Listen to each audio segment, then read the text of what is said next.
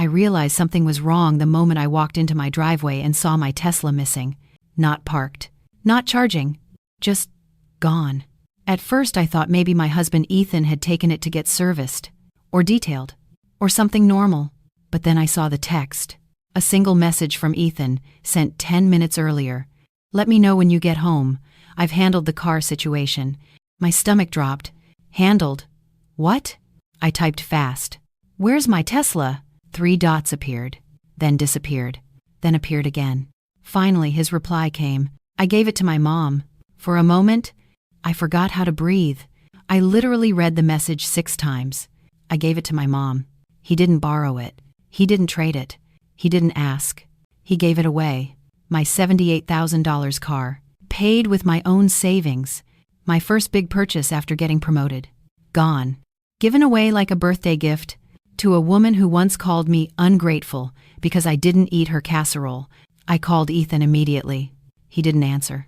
I called again. Straight to voicemail. Then a text appeared. "Please don't make this dramatic. She needed a car." Needed a car? She had a Lexus. I felt heat burn behind my eyes. Before I could type again, another message came in. "You barely drive it anyway. It's better this way. Better this way." I grabbed my bag and keys, shaking as I got into my dad's old Honda that we kept as a backup car. Because there was only one person I knew would understand this level of insanity. My dad. Dad lived 15 minutes away. I didn't call ahead. I didn't need to. Dad always told me, "Just show up if you need me.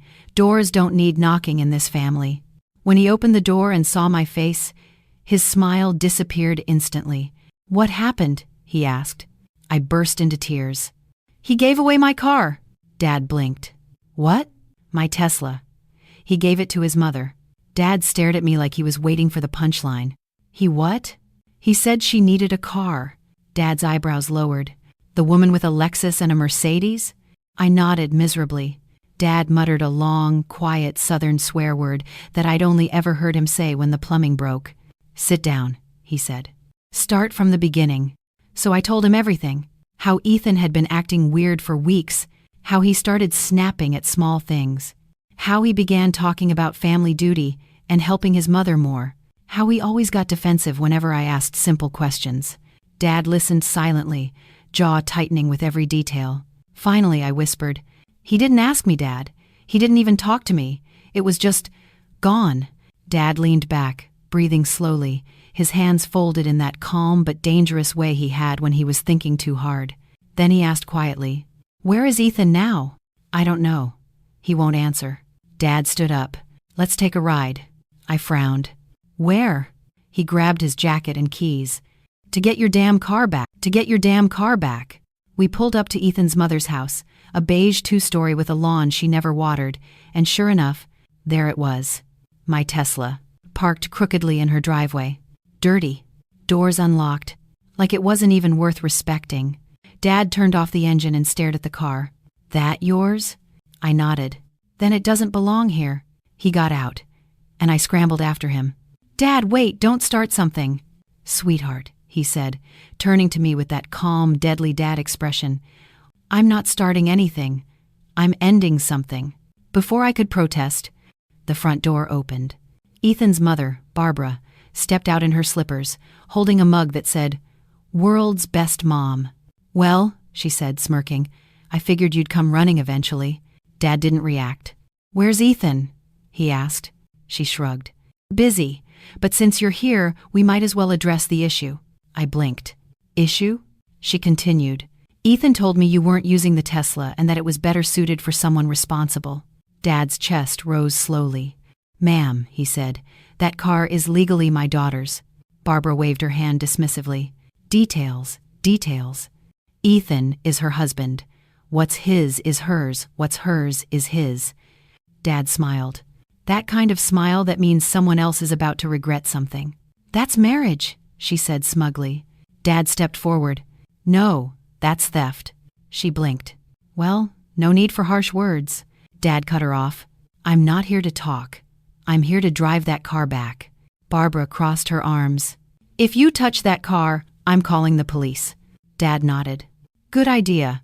Let's call them together." She paused. That won't go how you think.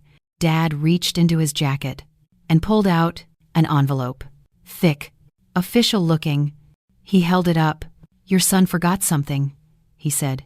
Something important. Barbara frowned. What is that? Dad's voice dropped to a low, calm tone. The paperwork proving my daughter bought that car independently 2 years before the marriage, with her own funds, under her own name, in a separate property clause. Barbara's face drained of color. Dad continued, and the part Ethan didn't tell you. He tapped the envelope lightly. Is that my daughter and Ethan signed a prenup? Barbara's mug slipped. Hit the porch. Shattered. A prenup? She repeated. Dad nodded. Everything she earns, owns, or purchases remains hers. Period. I swallowed a laugh. Ethan's mother looked like someone had unplugged her from power. Dad finished. So, if you'd like to call the police, please do. I would love to watch them tow that stolen vehicle right out of your driveway. Barbara opened her mouth, closed it, opened it again, then turned and stormed inside without another word. Dad looked at me. Keys in the car? I nodded. He patted my shoulder. Get in. Drive home. I hesitated. Dad, thank you. He smiled softly. I'm your father. You don't thank me for doing my job. I got into my Tesla, hands shaking, heart pounding. Dad got back into his Honda and started the engine. But before I pulled away, my phone buzzed. A message from Ethan. We need to talk. Now, I typed back. We will. But this time, it'll be on my terms. Because I didn't know what Dad was hiding in that envelope. But I knew one thing.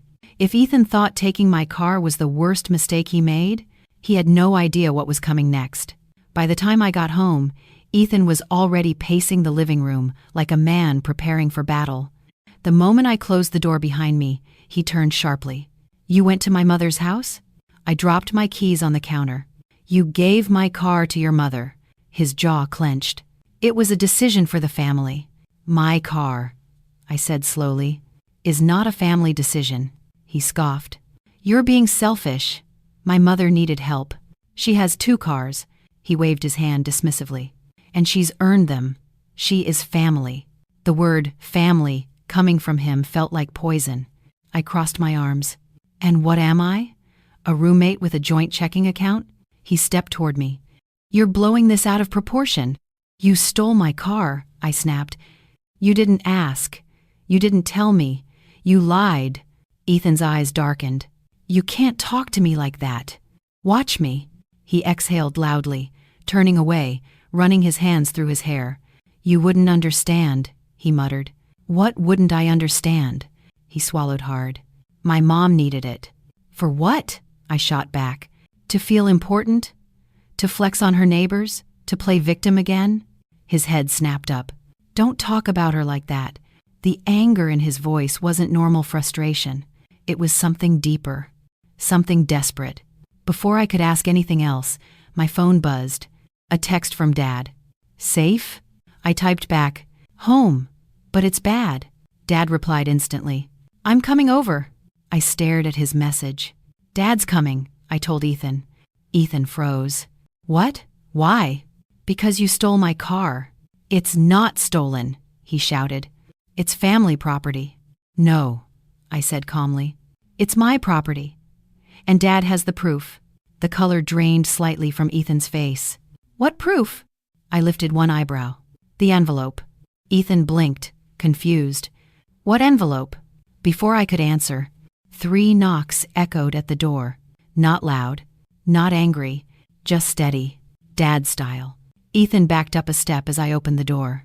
Dad walked in like a quiet storm, calm, polite, but carrying a seriousness that made even the walls stiffen.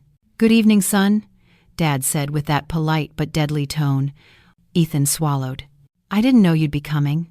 Dad shrugged. Well, see, when a man takes something that doesn't belong to him, I figure it's polite to return and clarify. He held the envelope up. Ethan stiffened. That isn't necessary. We can handle this as a family. Dad cut him off. You keep using that word. I don't think it means what you think it means. Ethan's jaw twitched. I don't need you interfering in my marriage. Dad stepped closer. I'm not interfering. I'm protecting my daughter, because clearly you won't. Ethan opened his mouth to respond, but Dad continued. Sit. Ethan blinked. What? Dad pointed at the couch. Sit down. Ethan looked at me like he expected backup. He got none. He sat. Dad remained standing, towering like judgment itself. He opened the envelope slowly. Let's start simple, he said. This is the original purchase agreement. My daughter bought the Tesla 2 years before she married you. Ethan swallowed hard. Dad pulled out the second paper. This is the prenup you signed, confirming separate property. Ethan's eyes widened. He whispered, You weren't supposed to keep that. Dad smirked. I keep everything. He leaned forward. And this, he said, pulling out the third sheet, is proof of insurance under only her name. No co-owner. No co-signer. No marital tie. Ethan's face drained of color completely. Dad's voice hardened. So tell me again, Ethan. Who gave you the idea that you had any right to touch my daughter's car? Ethan shot up suddenly. I was trying to help my mother. Dad didn't flinch. And who helps my daughter? Ethan blinked. She doesn't need help. Dad raised one eyebrow. Oh? Because it looks to me like her husband is stealing from her. Ethan's voice cracked. I'm not a thief. Dad stepped inches from his face. Then why did you act like one? The silence that followed was sharper than any scream. Ethan sat back down slowly, burying his face in his hands. Then he said something so quietly I almost missed it. My mom said, if I didn't help her, she'd cut me out. Dad and I exchanged a look. Cut you out of what? I asked. Ethan swallowed. The house. Her savings. The credit line. Dad's jaw tightened. So she bullied you into it? Ethan didn't answer. He didn't have to. Dad's voice softened slightly. Not kind, but calm. Son, even if she threatened to burn her house down, it doesn't give you the right to betray your wife. Ethan whispered. I didn't think she'd get this upset. Dad stepped back. That's because you don't think. You react. Ethan looked up. I just wanted to help her. Dad nodded. Fine, help her. But not with what isn't yours. Ethan stood suddenly, desperate. You don't understand. My mom. Dad stopped him with one hand. Your mother is not my problem. He pointed at me. She is. Ethan's mouth opened, closed, opened again. He whispered. She said, if I didn't give her the car, she'd tell you the truth. Dad stiffened. The truth about what? Ethan swallowed. His voice cracked. She said she'd tell you what really happened with her credit cards, and the debt, and the police calls. The room stilled. I blinked. Debt? Police? Dad looked at Ethan sharply. What debt? Ethan whispered. My mom? She's been hiding something for years. Dad's voice dropped to a dangerous calm. What? Ethan took a shaky breath. She's broke. My heart dropped. Broke? How broke? Ethan whispered. She's $190,000 in debt, and she used my name for half of it. Dad's eyes widened, then narrowed. You're telling me she committed fraud in your name? Ethan nodded miserably. She said the least I could do was give her a car before the bank took everything. Dad exhaled through his nose, slow and deadly. He turned to me. We're not done, not by a long shot. Then he looked at Ethan. Get your coat. Ethan blinked. What? Why? Dad opened the door. We're going to your mother's house. Ethan froze. No, Dad, please. Now. Dad's voice brooked no argument. Ethan stared at him like a terrified child. That won't go well, he whispered. She won't let you talk to her. Dad smiled coldly. Oh, she'll talk. He stepped into the doorway. Because you two might be scared of her. But I'm not. And just before he walked out, he added, and when I'm finished, she's going to wish the only thing she lost was that car. The drive to Barbara's house felt colder than the night air outside. Ethan sat in the back seat of Dad's Honda like a kid sent to the principal's office, stiff, pale, eyes glassy with fear. Dad didn't speak once. He kept both hands on the wheel, jaw tight, eyes focused, breathing controlled. This wasn't anger. This was precision. When Dad gets quiet like that, people who know him get scared. Ethan knew him. Barbara clearly did not, which was about to become her biggest problem. When we pulled into her driveway, the porch light flicked on like she'd been waiting. She stepped out wearing the same robe, the same slippers, hair tied back messily, eyes sharp with that familiar entitled glare. "Well," she said, arms crossed, "if it isn't the welcome committee." Dad stepped out first. "Good evening, Barbara." He said it polite, too polite, which is how you know danger is coming. Barbara sneered. "I see you brought your audience." Ethan flinched behind us. Dad stayed calm. "We're here to clear something up," Barbara scoffed. "Oh, are we? About your daughter's tantrum over a car?" Dad held up a hand. "About the debt." The word froze her in place. Her smirk fell. Her eyes widened, then narrowed, scanning Ethan with laser fury. "You little—" "Careful," Dad warned quietly. "Before you say something that makes this worse." Barbara gripped the doorframe. "I don't know what lies he's been feeding you, but Dad cut her off. "Bank records don't lie." Barbara's jaw dropped. "You checked my bank records?" "No," Dad said calmly. "I checked Ethan's, and I saw transactions with your name all over them." Ethan's hands shook. "Mom, please don't lie." "Liar!" she snapped. "Those were helping transactions, gifts, support." Dad laughed under his breath.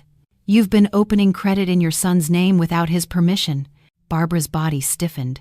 "That's not illegal," she spit. Dad raised one eyebrow. "You sure about that?" Her face paled instantly.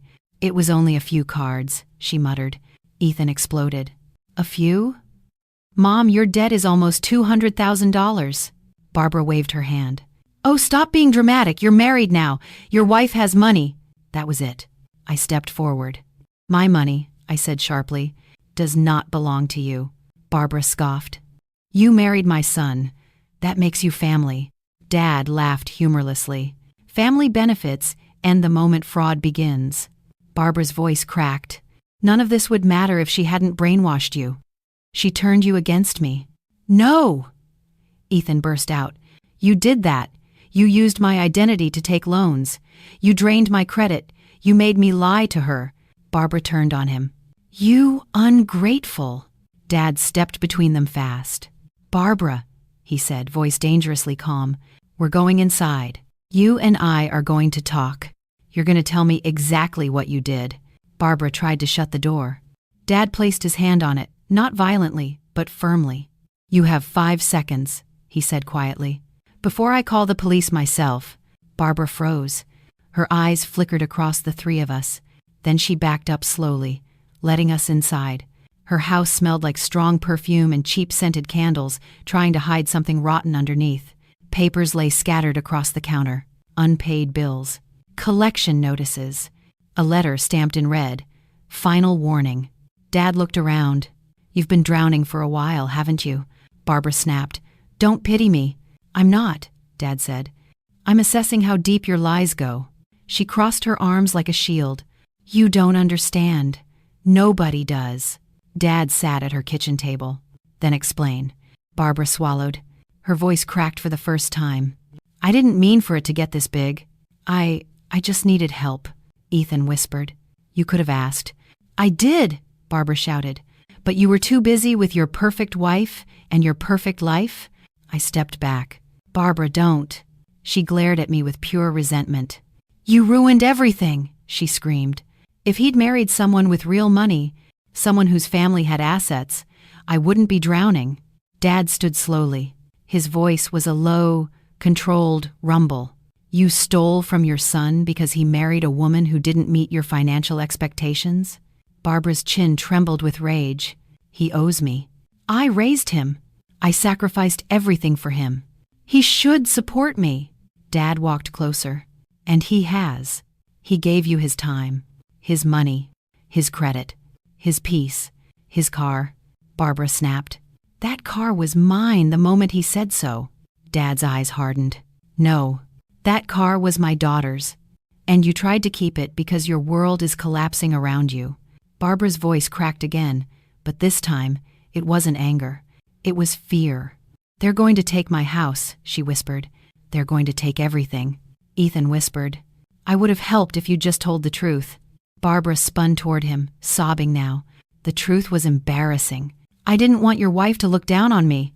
I swallowed. I never looked down on you, but I sure as hell do now. Barbara's knees wobbled. It wasn't supposed to be like this, she whispered.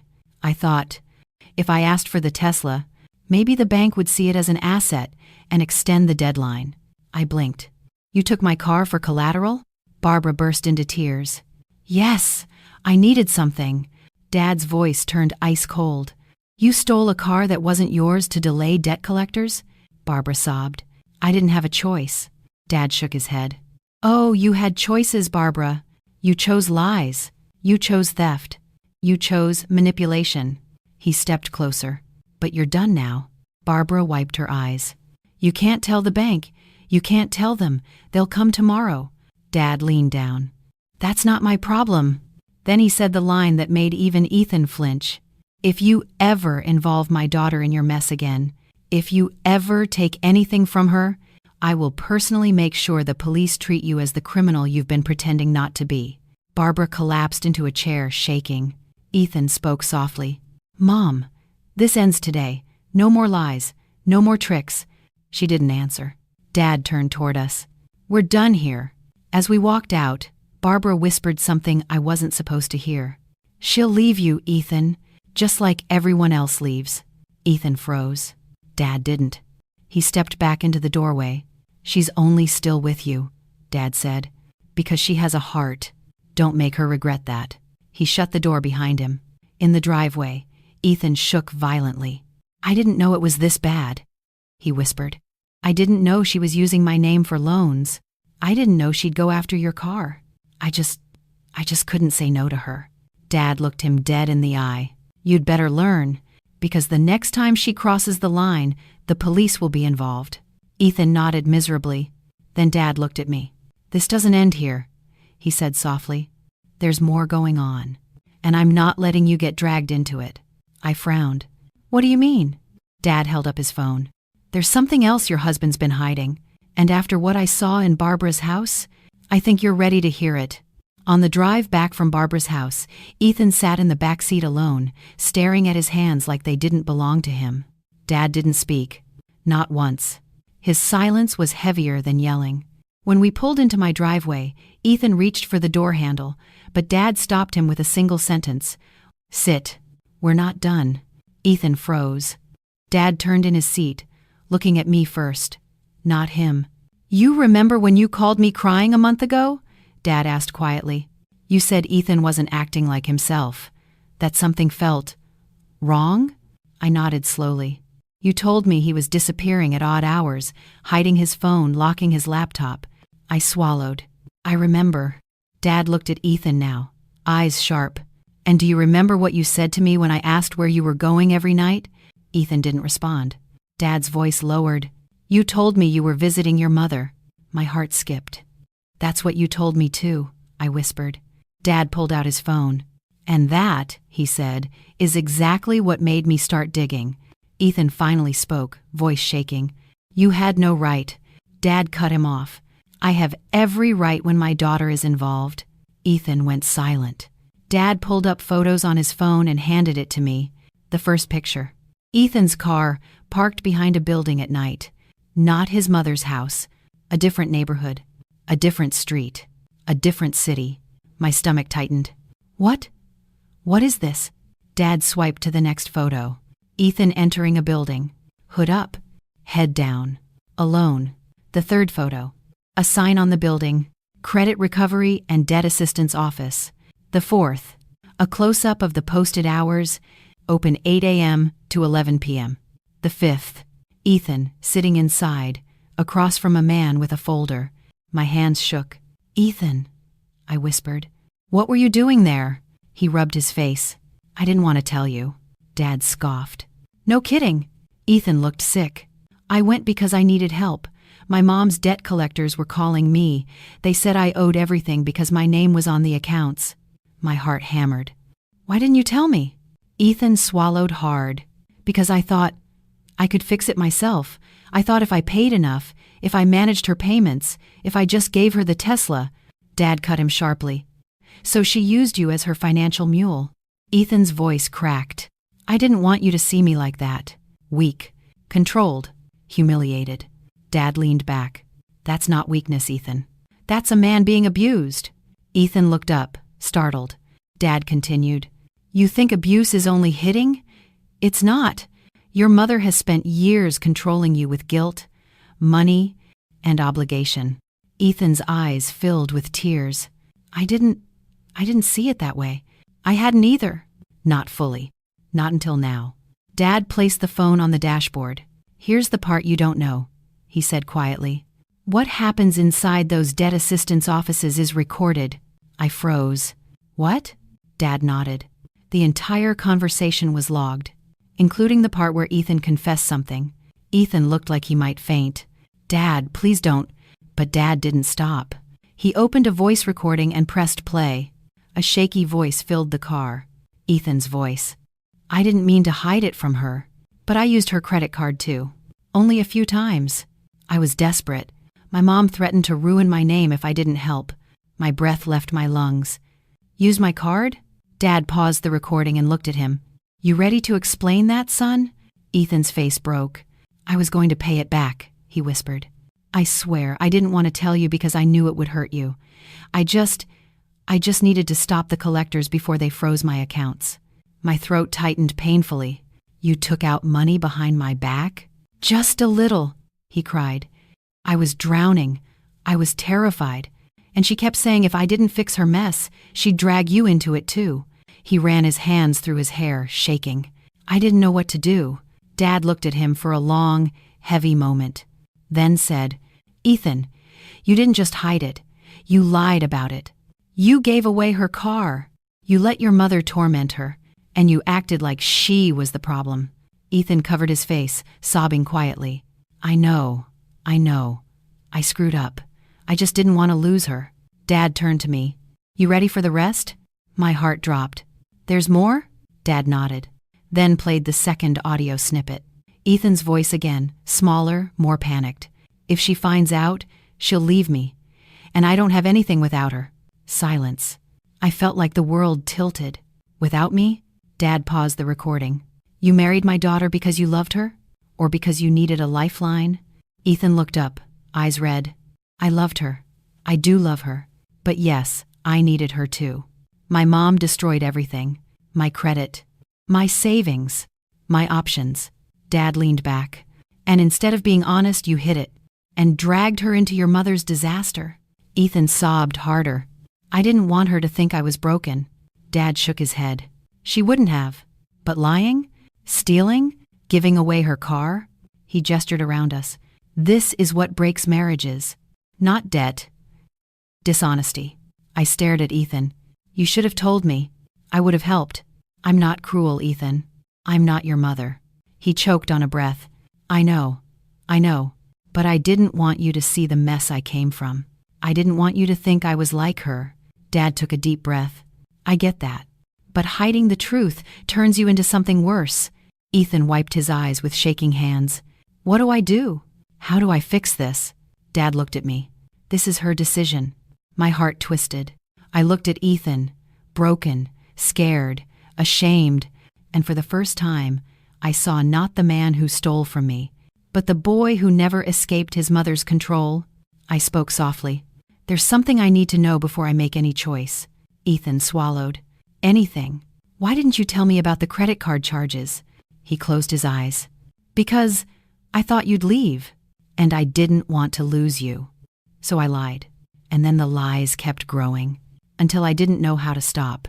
I looked down at my hands. Dad placed his hand on my shoulder. You don't have to decide tonight, he said. But there's one more thing you need to hear. I looked at him, confused. What else? Dad pulled out a printed document from his pocket. A thin piece of paper with a name circled in red. Barbara isn't done, he said quietly. There's something she filed 2 days ago. I blinked. Filed? What did she file? Dad handed me the document. I read the top line, and the room spun. Petition for joint ownership of vehicle assets. Filed by Barbara Hartwell. She wasn't just stealing a car. She was trying to claim legal ownership over my property. I looked at Dad, shaking. What does this mean? Dad exhaled sharply. It means, sweetheart, This is no longer a family dispute. He placed a steady hand on my back. This is a war. The next morning, we were all sitting in Dad's dining room, silent except for the soft ticking of the wall clock. Ethan hadn't slept. Neither had I. Dad stood at the table, flipping through the petition Barbara filed, glasses low on his nose, brow furrowed. Ethan finally spoke, voice hoarse. She actually filed this? For real? Dad didn't look up. She used your name to file it too. Notice that? Ethan's face drained. She forged my signature again, he whispered. Dad tapped the page. And she did it at 4:18 a.m. Someone was desperate. I stared at the paperwork, anger tightening inside me like a fist. She thinks she can legally claim my car because you gave it to her, I said quietly. Dad nodded. That's what the petition argues. She's using something called family contribution justification. It's weak, but messy. And courts hate messy. Ethan buried his face in his hands. She's ruining everything. Dad shot him a sharp look. No, she's ruining what's left of your mess. She isn't touching my daughter. I swallowed. What do we do? Dad closed the file. We go to the courthouse. Ethan looked up sharply. Today? Right now, Dad said, grabbing his jacket. And we go prepared. The Fulton County Courthouse felt colder than usual, sterile, quiet, the fluorescent lights humming like they knew secrets. Dad marched to the clerk's window like a man on a mission. Good morning, he said politely. I'm here to file a response to a fraudulent petition. The clerk blinked. Fraudulent? Dad slid the documents across the counter. Forged signature. Illegal claim. Identity misuse. The clerk's eyes widened. Oh, yes, that qualifies. She handed him a form with a yellow tab at the top. Fill this out, and a judge will review it by end of day. Dad turned to us. Let's sit. We took a bench. Ethan sat hunched forward like the bench might swallow him. Dad filled out the form slowly, meticulously, name, claim, evidence, statement. His handwriting was sharp and controlled. When he wrote the line, petitioner knowingly attempted to seize property belonging exclusively to my daughter, I felt a wave of warmth in my chest. Dad wasn't just protecting me. He was fighting for me. Ethan finally spoke. I'm so sorry, he whispered. I should have stopped her. I should have told you about the debt earlier. I should have... Dad cut him off. You should have grown a backbone 10 years ago. Ethan winced. Dad continued, not cruel, just brutally honest. You let your mother treat you like a hostage, and now it's spilling into your marriage. Ethan nodded weakly. I know. I didn't know how to break away. Dad took a deep breath. You break away the same way every abused adult eventually does. One truth at a time. Ethan swallowed. I'm trying. Dad nodded. Good. Because you're about to try harder. He reached into the folder and pulled out a second envelope, a smaller one I hadn't seen before. What's that? I whispered. Dad smirked slightly. Insurance. Ethan frowned. What does that mean? Dad didn't answer. He stood and walked the form back to the clerk. She stamped it. Judge Mayer will see you shortly, she said. Wait in courtroom B. It felt like my lungs shrank. Courtroom? Today? Dad turned to us. Let's go. Courtroom B was mostly empty. Just a couple lawyers shuffling papers, a security guard checking his phone, and a woman crying into her purse across the aisle. We took the second row. Ethan whispered, Do you think she'll show up? Dad crossed his arms. She will if she thinks she can win. 5 minutes later, the door flew open. Barbara marched in wearing a stiff blazer and too much perfume, clutching a leather folder like it was currency. Her eyes widened when she saw us. Oh! Look, she snapped. An audience.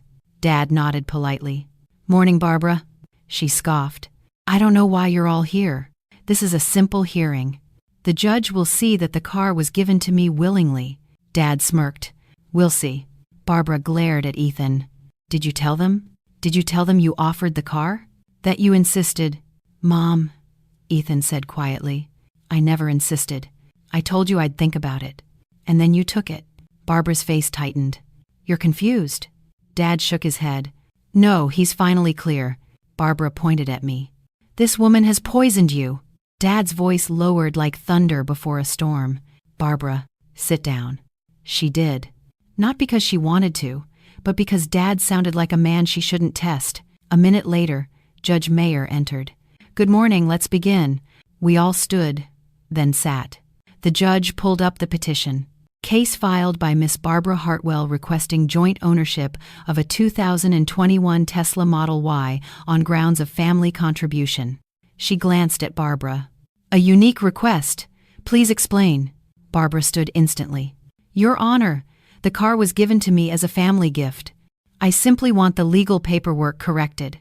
Judge Mayer nodded. "And the respondent's side?" Dad stood. "Your Honor, the claim is false. The vehicle is solely owned by my daughter, purchased independently, protected under a prenup, insured only in her name, and was taken without permission." Barbara burst out. "That's a lie." Judge Mayer raised a hand. "Ma'am, you'll speak when addressed." Dad reached into the smaller envelope.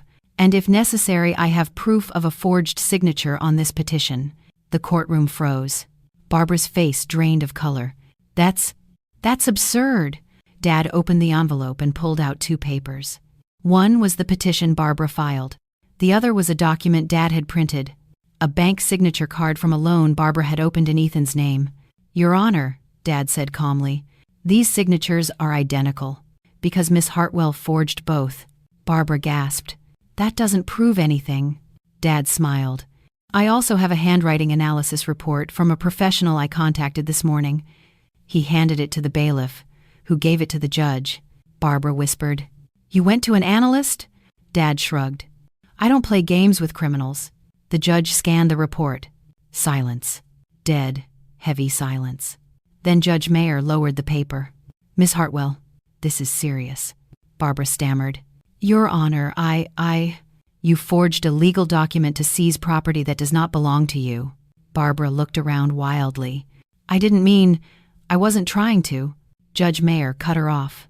"This hearing is over." Barbara sagged. Judge Mayer continued. "Petition is dismissed. Full ownership remains with the legal owner. That alone would have been enough." But she wasn't finished.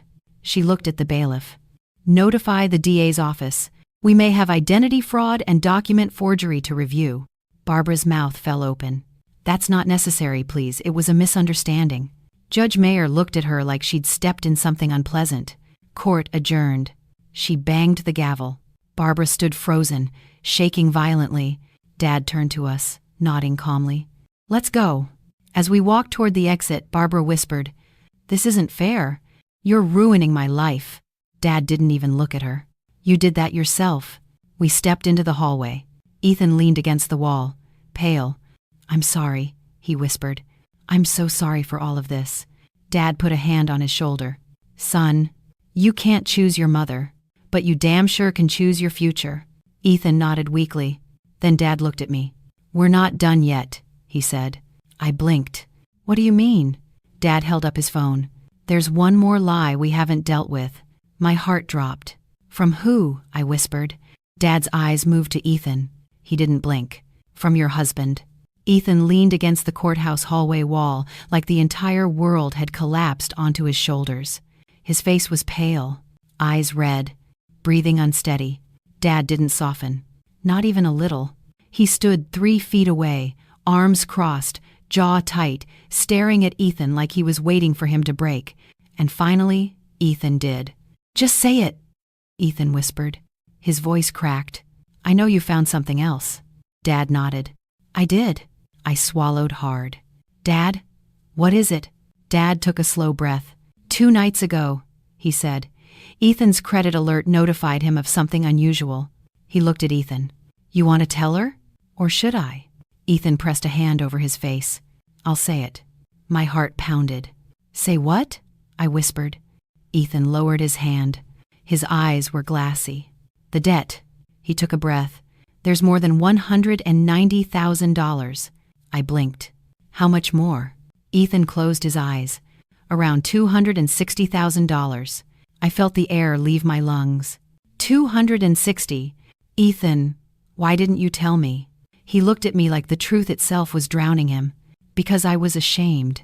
Because I didn't want you to see me as a failure. Because I thought I could fix it before you ever found out." Dad stepped closer.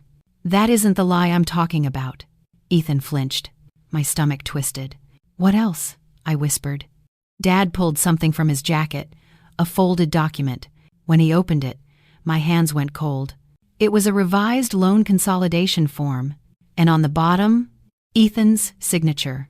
Except, my name was listed as co-signer. My heart stopped. Ethan, my voice shook. You put my name on a loan? He shook his head fast. No, I didn't. I swear I didn't. She, my mom, she forged both of us. Dad confirmed. He's not lying. The handwriting wasn't his. Ethan sagged in relief, but Dad held up a second page. However, Dad continued, there's something he did lie about. This time. Ethan closed his eyes like he already knew what was coming. Dad pointed to a paragraph. Last year, he said, your husband took out a personal loan for $26,000. Under his name. No fraud. No forgery. I frowned. So, that's his business. Ethan's voice cracked. That money wasn't for me. Dad nodded. It wasn't. He held up the last page. A payment transaction list. Month after month after month. It wasn't random. It wasn't scattered. It was to one place, Barbara Hartwell's checking account. My chest tightened. You've been paying her bills? Secretly? Ethan wiped his eyes. Yes. Without telling me. He nodded. Yes. Using your own loan money? Yes. While we were saving for a house. He crumpled. I didn't know what else to do. She was behind on her mortgage. Behind on utilities. Behind on everything. I shook my head. You lied to me? For a year. He reached toward me. I'm sorry. I'm so sorry. I stepped back. He froze. Dad stepped forward. This is why she tried to steal the Tesla, he said quietly. Your mother wasn't desperate for a car. She needed collateral. To keep her house. Ethan nodded miserably. I never asked you for help, because I was terrified you'd think my family was trash. A tear slipped down his cheek. And I didn't want to lose you. Dad looked between us. She never needed a perfect man, Ethan. She needed an honest one. The hallway was silent. Then Ethan whispered, Do you want to leave me? The question hung in the air like fog. I didn't answer immediately. Not because I didn't know, but because the answer needed to be said carefully, not angrily. I took a breath. I don't want to leave you, I said quietly. But I do need you to grow up. Cut the cord. Tell the truth. And pick your life instead of hers. Ethan nodded slowly. I can do that. Dad stepped between us like a referee. We're not fixing anything today. Not here. Not in a courthouse hallway. He placed a steady hand on my shoulder. And not while Barbara still has access to you, Ethan. Ethan looked up. I'll cut ties. I will. Dad didn't smile. Good, because she's going to jail if she keeps this up. Ethan swallowed hard. Dad, what happens now? I asked. Dad put both hands in his pockets. Now? He looked at the closed courtroom doors. Now I do something I should have done the minute she touched that car. Ethan frowned. What's that? Dad pulled out his phone. Dialed a number. Put it on speaker. A voice answered. Fulton County DA's office. Dad spoke calmly. This is regarding a fraud case involving forged signatures, identity misuse, and attempted asset seizure. I stiffened. Dad, are you calling to file? Dad said clearly, Yes. I'm filing criminal charges against Barbara Hartwell. Ethan's breath hitched. No, wait, Dad, please. Dad raised a hand. It's not up to you anymore. Barbara ruined your credit. She stole your identity. She tried to sabotage your marriage. She tried to put my daughter in debt. She tried to seize her property. She has manipulated this family long enough. He looked at Ethan sharply, but not unkindly. You can forgive her later, but right now, she needs consequences. Ethan dropped onto a bench, shaking. He whispered, She'll be alone. She'll have nobody. Dad sat beside him. That's what happens when you burn every bridge. She chose this. The DA's office asked Dad for details. He provided everything.